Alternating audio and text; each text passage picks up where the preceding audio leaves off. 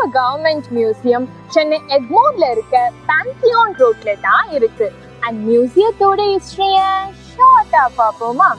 கொல்கத்தாக்கு அப்புறம் second oldest museum இன் Indiana அது நம்ம சென்னை கவர்மெண்ட் மியூசியம் தான்.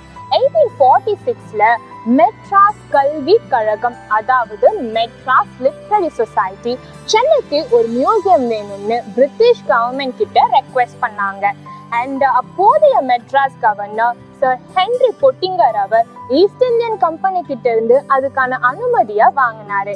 அண்ட் டாக்டர் எட்வர்ட் பால்ஃபோர் என்றவரை இன்சார்ஜா அப்பாயிண்ட் பண்ணி 1851 ஏப்ரல் 29 அன்னைக்கு நம்ம கவர்மெண்ட் மியூசியம் காலேஜ் ரோட்ல இருக்க ஜார்ஜ் ஃபோர்ட் காலேஜ் ஃபர்ஸ்ட் ஃப்ளோர்ல தான் ஸ்டார்ட் பண்ணாங்க.